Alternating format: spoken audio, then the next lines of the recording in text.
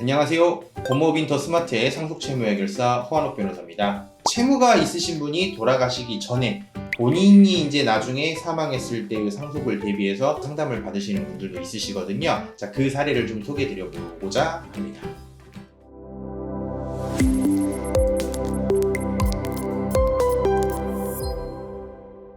자, 오늘 말씀드릴 이제 의뢰인께서는 과거에 지인 좀 보증을 쓰시거나 사채를 써가지고 채무가 좀 있으셨어요. 그래서 압류 같은 것도 좀 집에 들어오고 해서 가족분들이 불안감이 좀 컸습니다. 아버지 이제 연세도 드시고 여러 가지 아프신 것도 있고 대비를 좀 해야 될 것 같은데 어떻게 해야 될까 이제 그런 걱정에 저희를 찾아오셨고요. 또 상담하면서 확인을 해보니까 할아버지께서도 한 달 전에 돌아가신 거예요. 근데 아직 할아버지가 남기신 부동산에 대해서 우리 아버지와 삼촌 고모들이 상속 절차를 마치지 않은 그런 상황이었습니다. 우리가 아버지가 이제 돌아가시게 되면 뭘 해야 되는가, 이 채무를 떠안지 않을 방법이 뭐가 있는가, 그런 것들을 질문을 주셨거든요.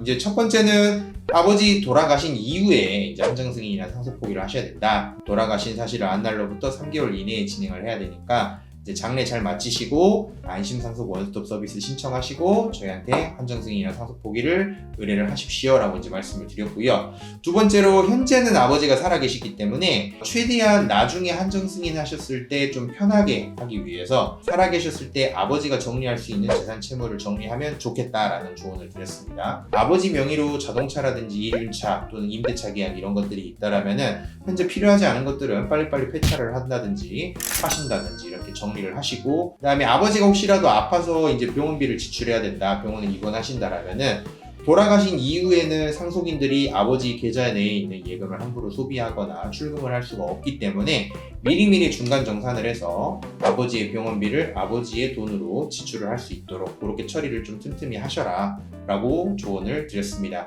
그리고 아버지만 하는 개인적인 채무들이 또 있기 때문에 나중에 안심상속 원스톱 조회 신청하더라도 전산 범위를 벗어나는 재산 채무는 나오지가 않잖아요. 그래서 아버지만 알고 있는 재산 채무 내역 한번 잘 정리해서 가족분들하고 공유를 해보시고 나중에 이런 문제들이 있겠구나라는 거를 예상을 하고 계시라 이렇게 말씀을 드렸습니다.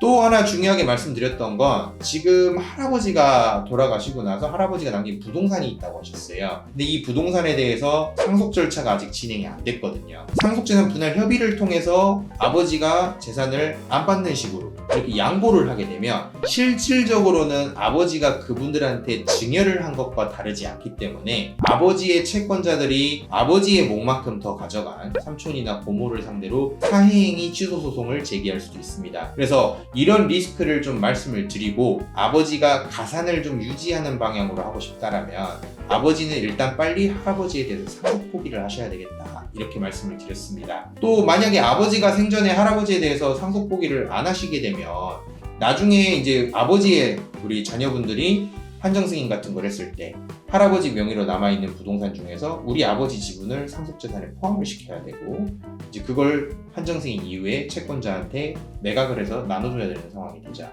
자녀분들 입장에서도 아버지가 돌아가시면 정리해야 되는 재산이 생기고 그로 인해서 뭐 취득세라든지 재산세라든지 이런 것도 내셔야 되고 절차적인 번거로움이나 비용 부담을 줄이기 위해서라도 생전에 상속 포기를 해주시면 좋겠다 이렇게 이제 조언을 드렸었습니다. 오늘 소개드린 사례의 경우에도 지금 아버지께서 돌아가시진 않았지만 미리 가족분들이 채무에 대한 대비를 하기 위해서 저를 찾아와서 조언을 구함으로써 나중에 추후에 아버지가 돌아가셨을 때 한정승인 상속 포기하는 이 상황을 훨씬 더 간편하고 효율적으로 할 수 있도록 대비를 할 수가 있게 됐죠. 두 번째로는 한정승인 상속 포기를 추후에 하고자 할 때 좀 주의해야 될 사항들 미리 좀 체크해서 혹시라도 나중에 문제가 되는 행위를 안 하게 할 수 있고요.